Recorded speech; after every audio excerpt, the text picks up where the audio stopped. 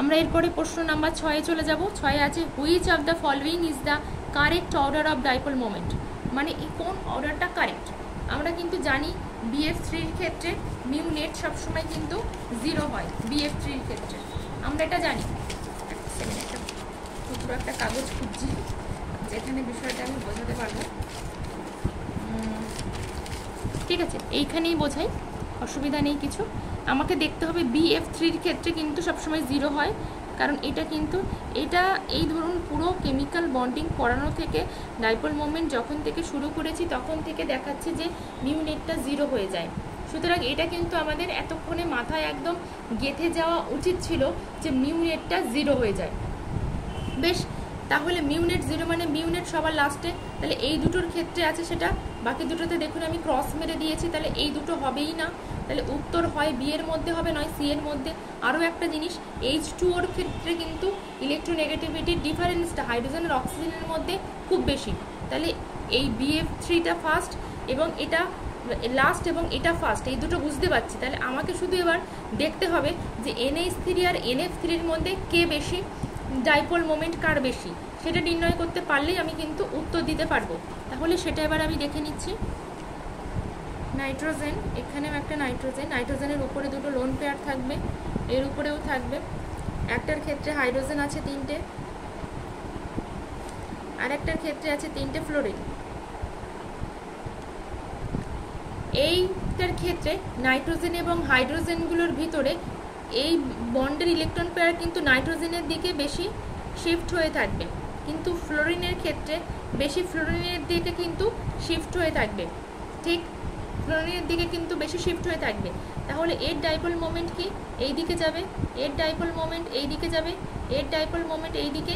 আর আমি বলেছি যে কোনো অ্যাটমের উপরে যদি এরকম লোন পেয়ার থাকলে সেই অ্যাটম থেকে লোন পেয়ারটার দিকে সবসময় ডাইপোল মোমেন্ট হবে। তাহলে এর দেখুন আলটিমেট এই দিকে, এই দিকে, এই দিকে,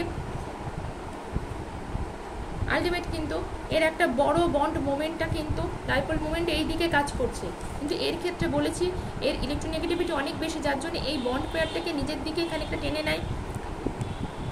এর এই দিকে কাজ করবে ডাইপোল মোমেন্ট, এর এই দিকে, এর এই দিকে।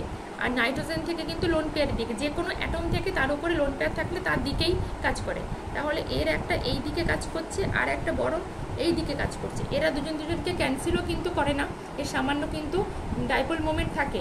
তাহলে আমি এই দুটোর ভিতরে যখন কম্পেয়ারে আসবো তখন দেখবো NH3 অনেক বেশি ডাইপোল মোমেন্ট রয়েছে। তাহলে এই দুটোর মধ্যে আমি দেখবো কার বেশি ডাইপোল মোমেন্ট আছে, NH3। তাহলে H2O তারপরে NH3 তারপরে, তাহলে সিটা হচ্ছে আমার উত্তর। এইভাবে নির্ণয় করতে হবে। প্রথমেই যখন বলেছে যে correct order of dipole moment, আমি এইটা দেখেই আমাকে বুঝে যেতে হবে যে আমি ছাঁটাই করব, কর্মী ছাঁটাইয়ের মতো উত্তর ছাঁটাই হবে। তাহলে এখানে BF3-কে দেখেই আমার মাথায় ক্লিক করা উচিত, BF3 তো 0 হয়, তাহলে এর ক্ষেত্রে ফার্স্ট বলেছে BF3, এটা কাটা যাবে। সেকেন্ডলি BF3 নাইট্রোজেনের থেকে এর থেকেও বেশি বলেছে, তাহলে এটাও কাটা যাবে। এইভাবেও যদি ছাঁটাই করতে না জানি তাহলে BF3 0 হয়, মানে 0 মানে সবার লাস্ট থাকবে। তাহলে এই দুটোতে সবার লাস্ট আছে, মানে এই দুটোতে আগে আমি একটু দাগ মেরে নেব যে বাকি দুটো উত্তর হচ্ছেই না, এই দুটোর ভিতরে হবে। তারপরে দেখতে হবে যে এই তিনটের ভিতরে কিভাবে আমি ডিনোট করব, কিভাবে করব না দেখবো এবার ইলেকট্রোনেগেটিভিটি ডিফারেন্স কার বেশি, এর অবশ্যই বেশি। এবার এই দুটোর ভিতরে যদি আমাকে দেখতে হয় তখন আমি দেখব আবার ইলেকট্রোনেগেটিভিটি ডিফারেন্স কার বেশি, অবশ্যই কিন্তু সেক্ষেত্রে আমরা বুঝতে পারছি না। এর ক্ষেত্রে 4 হয় আর এর ক্ষেত্রে কি হয়, নাইট্রোজেনের ক্ষেত্রে কত হয়, 3 হয়, 1।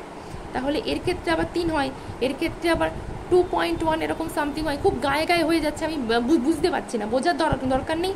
আমরা এই দুটোর ভিতরে কার ডাইপোল মোমেন্ট বেশি সেটা আমি একটু ক্যালকুলেট করে দেখে নেব অ্যাপ্রক্সিমেটলি, আমরা তো জানি সেটা আমি এই যে দেখালাম কীভাবে ক্যালকুলেট করে দেখতে হয়।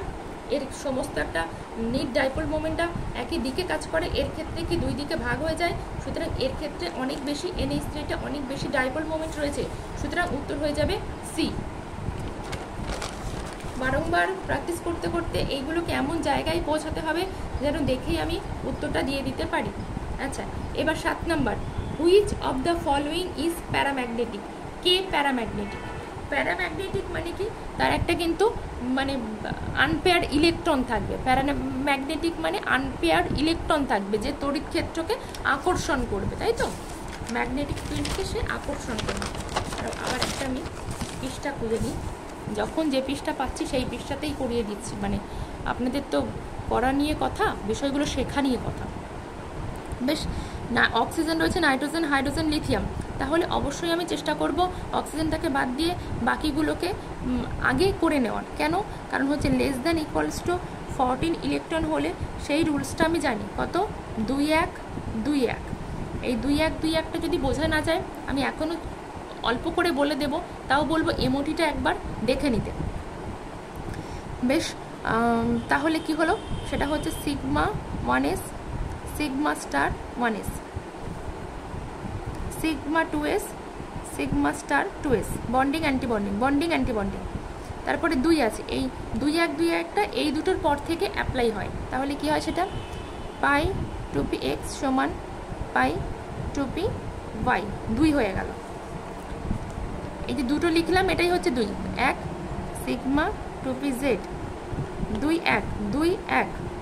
তারপরে কি আছে আবার 2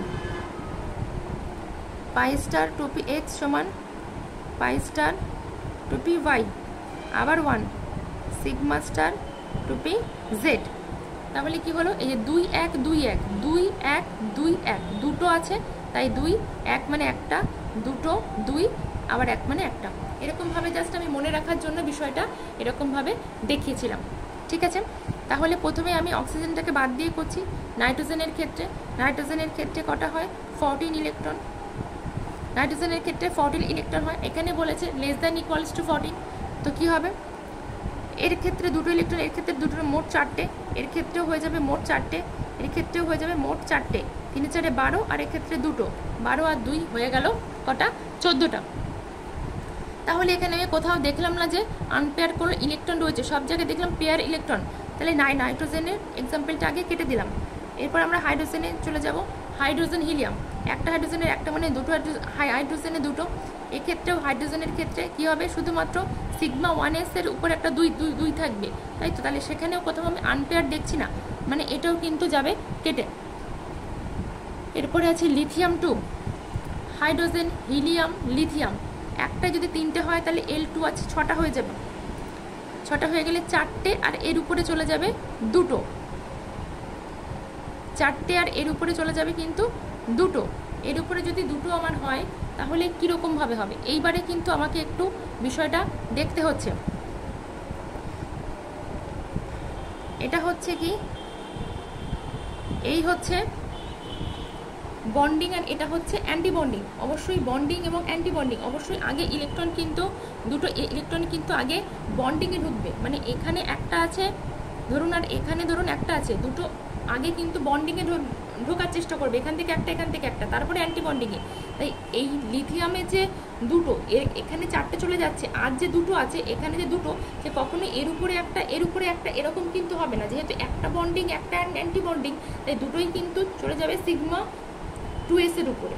কিন্তু যখন আমি এইরকম কোনো মানে দুটোই যখন সেম ক্ষমতা সম্পন্ন হবে, যার দুটোরে যখন এনার্জি সেম হবে, তখন কি হবে? দুটো ইলেকট্রন থাকলে একটা এর উপরে একটা এর উপরে, কিন্তু যখন একটার বেশি একটার কম এনার্জি, তখন দুটো ইলেকট্রন থাকলে দুটোই কিন্তু যার কম এনার্জি তার উপরে যাওয়ার চেষ্টা করবে। সুতরাং এটাও কিন্তু আনপেয়ার্ড অবস্থায় থাকছে না।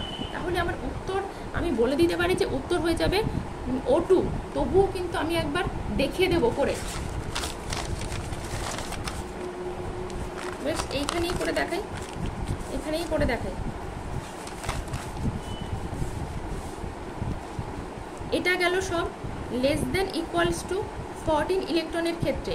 এবার আমি চলে যাব গ্রেটার দেন ইকুয়ালস টু 14 ইলেকট্রনের ক্ষেত্রে, মানে 14-র বেশি যদি ইলেকট্রন হয়, গ্রেটার দেন শুধু ইকুয়ালস টু না, গ্রেটার দেন 14 ইলেকট্রন, তার ক্ষেত্রে কিন্তু 2-1 2-1 না হয়ে যায় 1-2 2-1, মানে এইটুকু শুধু জায়গা পাল্টায়, বাকি সব সেম থাকে। Sigma 1s, sigma star 1s, তারপরে হয়ে যায় কি sigma 2s, sigma star 2s, তারপরে বলেছি 1 মানে সিগমা 2pz, এইটা এই জায়গায় চলে যায়, এটা এই জায়গায় চলে যায়, এই জাস্ট এক্সচেঞ্জটা হয়। পাই 2px সমান পাই 2py, বাদ বাকি যা ছিল সেম থাকে।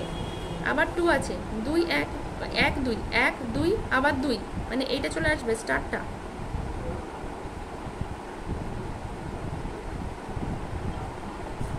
তারপরে আছে সিগমা স্টার 2pz। O2 16টা, তাই তো? Hydrogen, helium, lithium, beryllium, boron, carbon, nitrogen, oxygen 16টা যদি হয় তাহলে 4 আর 4 8, 8 আর 2 হয়ে গেল 10টা। 10 আবার এর ক্ষেত্রে 4টে 14টা, 14 পরে আবার 2, তাই তো? 14 আর 2 হয়ে গেল 16টা। এবার আমাকে কিন্তু দেখতে হচ্ছে বিষয়টা কিভাবে দেখতে হচ্ছে না, দেখুন এটার ক্ষেত্রে হয়ে গেছে ফুলফিল, এর ক্ষেত্রে ফুলফিল, এর ক্ষেত্রে ফুলফিল, এর ক্ষেত্রে ফুলফিল, এইখানে গিয়ে গন্ডগোলটা পাচ্ছি। এখানে দুটো কিন্তু একই রকম ক্ষমতা সম্পন্ন, এটাও পাই স্টার, এটাও পাই স্টার, এটা 2px, এটা 2 ডিজেনারেট। এক কথায় বলতে গেলে এদের এনার্জি দুটো সেম এবং দুটো ইলেকট্রন, সুতরাং এর উপরে একটা থাকবে, এর উপরে একটা। কিন্তু যদি এটা স্টার, এটা নর্মাল হতো এবং এটা স্টার হতো তাহলে কিন্তু দুটো ইলেকট্রনই এর উপরে চলে যেত। যখনই একমাত্র এনার্জি সেম হবে তখনই শুধুমাত্র দুটো ইলেকট্রন এখানে থাকলে এর উপরে একটা, এর উপরেও একটা। সুতরাং এখানে কিন্তু আনপেয়ার্ড ইলেকট্রন রয়েছে। আনপেয়ার্ড ইলেকট্রন থাকা মানে সেটা হচ্ছে প্যারাম্যাগনেটিক, তার এর উত্তর হয়ে যাবে কিন্তু অক্সিজেন। ঠিক আছে, আমরা পরের প্রশ্ন, আমি আরেকটা পৃষ্ঠা খুঁজে নিই, একটা পরের প্রশ্নটা দেখাবো। এগুলো বারংবার করতে করতে হবে। পরের প্রশ্নটা কি আছে, বড্ড বড় প্রশ্ন দেখে আমাদের একটু ছেড়ে দেওয়ার প্রবণতা থাকে অনেক ক্ষেত্রে, কিন্তু এই ক্ষেত্রে আমরা একটু পড়ব। কনসিডার দ্য মলিকিউলস CH4 মানে methane, NH3, ammonia, H2। Which of the, মানে এই মলিকিউলগুলোকে আমরা কনসিডার করতে আমাদেরকে বলা হচ্ছে which of the given statement is false. এই তিনটে কম্পাউন্ডের ক্ষেত্রে নিচের কোন স্টেটমেন্টটা মিথ্যে, তাই তো? আমরা স্টেটমেন্টগুলো না পড়লে বুঝতে পারবো না, তাই না? Das HCH bond angle in CH4 and bond angle, সমস্ত বন্ড অ্যাঙ্গেল দিয়ে। আচ্ছা, তাহলে আমরা বন্ড অ্যাঙ্গেলগুলো আগে একটুখানি করে নেব। যখনই বন্ড অ্যাঙ্গেল দেখলাম তখন আমি জাস্ট একটুখানি এঁকে নেব, আঁকলে তাহলে কি সুবিধে হবে আমাদের। কার বন্ড অ্যাঙ্গেল কত আমরা একটু এইভাবেই কিন্তু সলভ করতে হবে সমস্ত প্রশ্নগুলো, এইভাবে না করলে কিন্তু করা যাবে না। আচ্ছা, একটা কি H2O, ওর এখানে থাকে দুটো লোন প্যাড থাকে, এই ঝটঝট করে যে আঁকছি এটা আপনারাও করতে পারবেন, একটু প্র্যাকটিস দরকার। এর ক্ষেত্রে আমরা জানি কত হয়, 109 ডিগ্রি 28 মিনিট। এটা আইডিয়াল থাকে, এটা টেট্রাহেড্রাল আইডিয়াল থাকে। তারপরের থেকে কি হয়, লোন পেয়ার একটা করে বাড়ে, সুতরাং এরটা আরেকটু কমে যায়, এরটা আরেকটু, এরটা সম্ভবত 107 ডিগ্রি, এটা সম্ভবত 104 কি 105 ডিগ্রি এরকম হয়। এর ক্ষেত্রে একটা লোন পেয়ার তো কি হয়, 109 থেকে একটুখানি কমে যায়, লোন পেয়ারটা একটু এখানে একটু চাপ দেয়, এখানে একটু চাপ দেয়, বন্ড অ্যাঙ্গেল একটু কমে যায়। এর ক্ষেত্রে দুটো লোন পেয়ার আরও বেশি চাপ দেয়, তার জন্য এটা 104 ডিগ্রি হয়ে যায়। এবার আমরা দেখব যে এখানে কী বলেছে, আলটিমেট কি লেখা আছে। প্রথমটা লেখা আছে দাস HCH, মানে এই বন্ডটার কথা বলছি, এই বন্ডটা, ঠিক আছে? Bond angle in CH4 the NH, তারপরে বলেছে এইটা HNH, এটাও হতে পারতো। Bond angle in NH3 and এই বন্ড অ্যাঙ্গেলটা HOH, বন্ড অ্যাঙ্গেল H2 আর অল গ্রেটার দেন 90 ডিগ্রি। হ্যাঁ, সবগুলোই 90 ডিগ্রির বেশি, তাহলে এটা অবশ্যই ট্রু, সত্যি। তারপরে কি আছে, তারপরে আছে দ্য HOH, আচ্ছা HOH bond angle in H2O is larger than, এটা বলছে বড় কার থেকে, HCH বন্ড অ্যাঙ্গেল ইন এত, বলছে এইটার থেকে নাকি এইটা বড় না, এটা কিন্তু কি বড়, এটা হচ্ছে 109 ডিগ্রি আর এটা হচ্ছে কত, এটা হচ্ছে 104 ডিগ্রি, তাহলে অবশ্যই এটা ভুল। আবার একবার পড়ি, বলেছে এই যে বন্ড অ্যাঙ্গেলটা HOH, মানে HOH bond angle in H2O is larger than HCH bond angle in এত, মানে বলেছে এটা বড় এটার থেকে, কিন্তু না তো, ভুল। তাহলে আমি ভুল জিনিস পেয়ে গেছি আর আমি পড়তেই যাবো না, আর আমি পড়বই না এই উত্তর। পরেরটা আমরা দেখব, পরের প্রশ্ন কি বলেছে। পরের প্রশ্ন বলেছে in the structure of ClF3 the number of lone pair of electron on the central atom of Cl। তাহলে ClF3 number of lone pair জানতে চেয়েছে, তাহলে অবশ্যই এর আগে শেপটা আমাকে নির্ণয় করতে হবে, তবেই আমি লোন পেয়ার জানতে পারবো। এই ধরনের প্রশ্নের ক্ষেত্রে আবার যদি জানা না থাকে তাও বলছি শেপটা নির্ণয় করতে হবে। শেপ নির্ণয় করতে গেলে আমাকে হাইব্রিডাইজেশনটা জেনে নিতে হবে। হাইব্রিডাইজেশন বাই 2 আমরা করছি কার ক্ষেত্রে? ClF3 ক্ষেত্রে। আচ্ছা, ক্লোরিন মানে বাইরের কক্ষে কটা থাকবে? 17টা, মানে 7টা, 3, তাহলে হয়ে যাচ্ছে কটা? 5 হয়ে যাবে। 5 মানে TBP, ট্রাইগোনাল বাইপিরামিড। কিন্তু এখানে 5 আছে, এখানে 3টে হাত, সুতরাং 2টো হাত কিন্তু খালি থাকবে। ও আর করতেই হবে না, 5টা হাত, কিন্তু এখানে 3টে হাত ভর্তি আছে, 2টো হাত খালি, তাহলে এই দুটোই হচ্ছে লোন পেয়ার। উত্তর হয়ে যাবে 2। তাও যদি বুঝতে অসুবিধা হয় তাহলে আমি এবার ছকটা এবার একটুখানি করে দিই শেপটা। Cl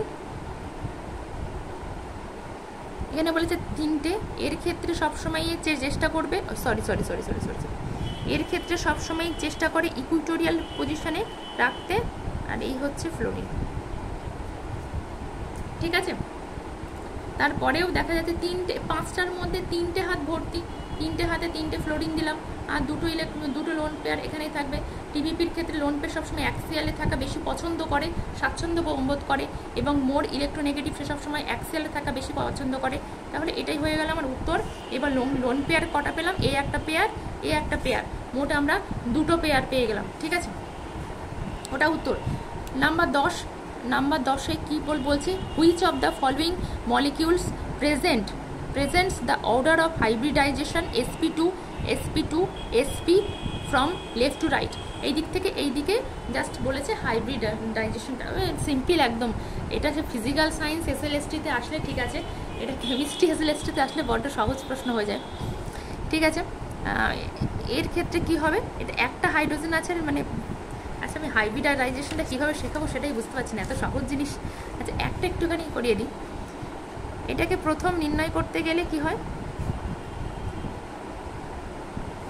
এই 3টে বন্ড থাকুক আর যা থাকুক, এটা একটা বন্ড ধরে নিতে হবে, শুধুমাত্র মানে সিগমা বন্ডের জন্য হাইব্রিডাইজেশনটা নির্ণয় হবে। তাহলে এটা একটা 2টো, এটা হয়ে গেল sp। কিন্তু এর ক্ষেত্রে প্রথমে বলেছে sp2 হতে হবে, sp হয়ে যাচ্ছে মানে এটা কাটা। তারপরে আবার কি? 2টো হাইড্রোজেন আছে আর এই বন্ড একটা কমে যাচ্ছে, তার মানে 1 2 3 মানে কি? sp2, হ্যাঁ এই একটা, তাহলে এটা একটা হয়ে যাচ্ছে, এর sp2 হচ্ছে। এর ক্ষেত্রে একটা, 2টো আর হাইড্রোজেন একটা, 3টে, এটাও sp2 হয়ে যাচ্ছে। তারপরে একটা, 2টো মানে sp, হ্যাঁ তো এটাই তো ঠিক আছে, এটাই ঠিক আছে, বি ঠিক আছে, এটাই তাহলে ঠিক আছে। আচ্ছা হাইব্রিডাইজেশনে আমি তো এই বেসিক জায়গাগুলো করাইনি, এটা জানা আছে তো? না আমি একটুখানি এটা তাহলে করিয়ে দিই। হ্যাঁ, যেমন এই হাইড্রোজেন হতেই পারে হয়তো কারোর মেমোরি থেকে বেরিয়ে গেছে জিনিসটা, বেরিয়ে যাওয়া উচিত নয়, তবু হাইব্রিডাইজেশন সবসময় থাকে। এটাই এই কার্বনের যদি নির্ণয় করতে হয়, দেখতে হবে কার্বনের চারপাশে কটা করে হাত আছে। যখন মাল্টিপিল হাত থাকবে, 2টো বা 3টে, তাকে আমি একটা হিসাবেই ধরবো, সেখান থেকে আমি একটাকেই নিতে পারবো। 2টো বা 3টে থেকে একটাকে নিতে পারবো। এর কটা হাত? একটা, 2টো, 3টে হাত থাকলে কি হয়? sp2 মানে 2টো p এর হাত, মানে মোট 3টে, একটা s আর 2টো p, মোট হয়ে গেল 3টে। এই কার্বনের একটা, 2টো, 3টে, তাহলে এটাও sp2। এই কার্বনের, ও বাবা এটা আমি কি করেছি? আচ্ছা আমি একটা বাড়িয়ে দিয়েছি, আচ্ছা বেশ ভুল করে ফেলেছি আমি। একটা হাত, আর আমি বলেছি মাল্টিপল থাকলেও আমরা একটা হাতকেই নেওয়ার অধিকার, তো একটা হাত এখান থেকে নেবো, একটা হাত এখান থেকে, তাহলে এটা হয়ে গেল sp। একইভাবে যদি এই কার্বনটারও করতে হয়, তাহলে মাল্টিপল হলে সেখান থেকে আমি একটাই নিতে পারবো, একটা আর এর একটা, এটাও হয়ে গেল sp। সুতরাং লেফট টু রাইটে sp2 sp2 sp sp, এই হচ্ছে মানে আমাদের হাইব্রিডাইজেশন হয়ে যায়। আশা করব আমি এই হাইব্রিডাইজেশনগুলো জানা আছে, যদি জানা না থাকে তাও আমি মোটামুটি চেষ্টা করলাম। মাল্টিপল বন্ড যতগুলো মাল্টিপলই থাক না কেন, ওখান থেকে আমি একটাকেই নিতে পারবো, আর যে কটা করে হাত হবে সেই কটা করে মানে আমার হাইব্রিডাইজেশন হবে। যদি 2টো হাত হয় তাহলে sp, একটা, 2টো। যদি 3টে হাত হয় sp2, যদি 4টে হাত হয় sp3 মানে তো আলটিমেটলি তো 4টে, একটা আর এতে আছে 3টে, 4টে। sp2 মানে আলটিমেটলি তো 3টে, এতে আছে 2টো, এতে আছে একটা। যাই হোক, এই টোটাল 10টা প্রশ্ন আমি যেহেতু একটু মোবাইল সেটআপে গন্ডগোল করছিল, এই দেখুন এটা কিন্তু আবার বেশ ভালোভাবেই হয়ে গেল, কোথাও কোনো অসুবিধা হলো না। এই টোটাল 10টা প্রশ্ন আমি আবারও, যেহেতু পরপর হচ্ছে, আমি আবারও একবার দেখিয়ে দিচ্ছি। 10টা প্রশ্ন একটু প্র্যাকটিস করবেন, ঠিক আছে। The correct sequence of bond enthalpy, আমি বলে দিয়েছিলাম এনথালপি সমান বন্ড এনার্জি। বন্ড এনার্জি সমান কি, সেটা বন্ড স্ট্রেংথের উপর ডিপেন্ড করে। বন্ড স্ট্রেংথটা আবার ডিপেন্ড করে কিসের উপর, বন্ড অর্ডারের উপর। বন্ড অর্ডার বেশি হলে বন্ড লেন্থটা কিন্তু কমে যায়। এর ক্ষেত্রে কি, এই ধরনের প্রশ্নগুলোর ক্ষেত্রে আমাদের সবসময় চেষ্টা করতে হবে বন্ড লেন্থ ধরার। বন্ড লেন্থ ধরার কেন, CH3 সবার ক্ষেত্রে সেম, তাহলে আমাকে দেখতে হবে যে অ্যানায়ন যে পার্টটা সেটা কোনটা বড়, তাহলে আয়োডিন সব থেকে বড়, তারপর ব্রোমিন, তারপর ক্লোরিন, তারপর ফ্লোরিন। সুতরাং আমার বন্ড লেন্থের দিক থেকে যদি আমাকে যেতে হয়, তাহলে বন্ড লেন্থ সব থেকে বেশি হয় কার, এটা, তারপর এটা, তারপর এটা, তারপর এটা। এই যে সিকোয়েন্সটা, এটা হচ্ছে বন্ড লেন্থের সিকোয়েন্স। তাহলে বন্ড লেন্থের সিকোয়েন্স যদি এটা হয়, তাহলে আমার বন্ড এনথালপি সিকোয়েন্সটা সবসময় বন্ড, আচ্ছা আমি লিখে দিই একটুখানি, বন্ড এনথালপি সিকোয়েন্স সবসময় হচ্ছে বন্ড লেন্থের বিপরীত হয়। আমি ধরে নিচ্ছি এই যে প্রথম যে সিকোয়েন্সটা, এটাই হচ্ছে বন্ড লেন্থ, তাহলে বন্ড এনার্জিটা ঠিক উল্টো হবে। সুতরাং এটাই হয়ে গেল সেই বন্ড এনার্জি। সেকেন্ড প্রশ্ন ছিল which of the following molecules is non polar one. Non polar মানে সবগুলো স্ট্রাকচার করে করে আমাকে দেখতে হতো। এটা যেরকম ডবল বন্ড ও, এটা কখনো তো সম্ভব নয়। এটা যেমন P ডবল বন্ড ও, এটাও কখনো ডাইপোল মোমেন্ট কিন্তু শূন্য হওয়া সম্ভব নয়। এটার ক্ষেত্রে স্ট্রাকচারটা এরকম, এটাও কিন্তু ডাইপোল মোমেন্ট শূন্য হওয়া সম্ভব নয়, কিন্তু এর ক্ষেত্রে শূন্য হওয়া সম্ভব। এর জন্য ভিডিও আছে, ভিডিও আমি করে করে দেখিয়ে দিয়েছি, আপনারা একটু দেখে নেবেন, সুবিধা হবে। তাও আমি মোটামুটি চেষ্টা করছি, যারা ধরুন শুধু এই ভিডিওটাই দেখছেন, এটার ক্ষেত্রে কিন্তু মিউনেটটা হয়ে যায় কিন্তু 0। আমরা পরের প্রশ্ন একটু দেখিয়ে দিই। আইডেন্টিফাই, আসলে এই পরপরগুলো আমার প্রথমেরগুলো একটু জাস্ট টাচ করে যাচ্ছে, কারণ এই ভিডিওটা বানাতে ভীষণ রকম আমার মোবাইল সেটআপের গন্ডগোল হচ্ছিল, ঠিক আছে। একবার স্ট্যান্ড ভেঙে চুরে পড়ে যাচ্ছিল, গন্ডগোল হচ্ছিল। যাই হোক, identify A molecule which does not exist. এই রকম ধরনের প্রশ্নের ক্ষেত্রে দেখাতে হবে বন্ড অর্ডার 0, সেই মলিকিউলটাই এক্সিস্ট করবে না যার বন্ড অর্ডার 0। আপনারা দেখে নেবেন হিলিয়ামের ক্ষেত্রে কিন্তু হয়ে যায় 0। কারণ কেন বলছি, বন্ড অর্ডার মানে কি, bonding electron minus anti bonding electron by 2। আমি কোথাও না আগের ভিডিওগুলোতে নন বন্ডিং বলে ফেলেছিলাম, ওই পরে যখন নিজের ভিডিও দেখছি নন বন্ডিং কিন্তু নয়, হ্যাঁ এটা কিন্তু অ্যান্টি বন্ডিং। এবার হিলিয়ামের হাইড্রোজেন হিলিয়াম দুটো, তাহলে মোট হয়ে যায় 4টে ইলেকট্রন যদি হয়, সেক্ষেত্রে কি হবে 1s, এটা 1s, দুটো ইলেকট্রন এখানে দুটো, তাহলে দুটো এখানে চলে যায়, দুটো এখানে, তাহলে বন্ডিং ইলেকট্রনও দুটো, এটা বন্ডিং পার্ট, এটা অ্যান্টি বন্ডিং পার্ট, বন্ডিংও দুটো, অ্যান্টি বন্ডিংও দুটো, বাই 2, মানে এটা হয়ে যায় 0। বাকিগুলো আর দেখারই কোনো ইয়ে নেই। এগুলো আসলে এরকম ধরনের জিনিস এরপরে চোখে পড়লে আমরা কিন্তু মানে মুহূর্তের মধ্যে করে ফেলতে পারবো। একটু প্র্যাকটিস করলে এগুলো যেরকম আমি এখন দেখেই বলে দিতে পারি যে এটা 0 হবে, জাস্ট প্র্যাকটিস। হ্যাঁ, আরও তো অনেকদিন প্র্যাকটিস করি না, এগুলো লাগে না বলে, ঠিক আছে। Which of the following set of molecules will have 0 dipole moment. কার ক্ষেত্রে 0 ডাইপোল মোমেন্ট, সবগুলোকে একে দেখতে হবে। বোরন ট্রাইফ্লোরাইড সবসময় তো 0ই হয়।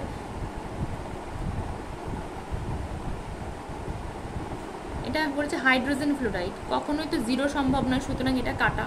তারপরে সেকেন্ড নাইট্রোজেন ট্রাইফ্লোরাইড, না কখনো 0 হওয়া সম্ভব নয়, কারণ নাইট্রোজেনের উপরে লোন পেয়ার থাকবে আর 3টে ফ্লোরিন নিচেই থাকবে, সেটা কখনো 0 হওয়া সম্ভব নয়। এদিকে একটা নিট থাকে, এদিকে একটা নিট ডাইপোল মোমেন্ট থাকে, ঠিক আছে। তাহলে বাকি থাকছে আর একটাই অপশান, এটাই হবে উত্তর।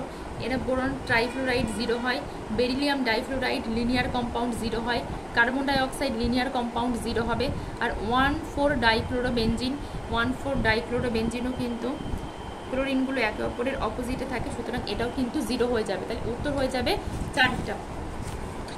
5টার ক্ষেত্রে কি বলেছে, which of the following diatomic molecular species has only pi bonds. কার ক্ষেত্রে শুধুমাত্র পাই বন্ড থাকে, অক্সিজেন দিয়েছে, নাইট্রোজেন, কার্বন এবং বেরিলিয়াম। এইগুলোর ক্ষেত্রে আমি যেটা করানোর সময় দেখিয়েছিলাম, বাকি এই অক্সিজেন বাদ দিয়ে বাকিগুলো সব < 1414 14 ইলেকট্রন। সুতরাং < < 14 ইলেকট্রন মানে আমাকে কি কি করতে হবে, 2 1 যে ফর্মুলাটা ছিল সেই ফর্মুলাতে বসাতে হবে। আগেই আছে এই আগে কি হয়েছে 4 5 নাম্বার, এই যেরকম 4 আর এই 5টা মিলে একটা ভিডিও হয়েছে, মানে ওই ভিডিওটা গন্ডগোল চলছিল, বারবার কেটে কেটে যাচ্ছিলো বলে আমরা ওরকমভাবেই করা। এখানে 2 1 ফর্মুলাতে বসিয়ে দেখা যাবে সমস্ত বন্ডিং অ্যান্টি বন্ডিং পরপর কাটতে কাটতে গিয়ে পাইতে গিয়ে শুধুমাত্র ইলেকট্রনগুলো থাকছে। Pi two p x equals to pi two p ওয়াইয়ে গিয়ে একমাত্র ইলেকট্রনটা থাকে। এই সূত্রটা একটু দেখে নেবেন আগের ভিডিওটা দেখলে। Which of the following is the correct order of dipole moment. আমরা জানি BF3 ক্ষেত্রে 0, এই দুটো সবার লাস্ট আছে, মানে এই দুটোর ভিতরে একটা হতে পারে।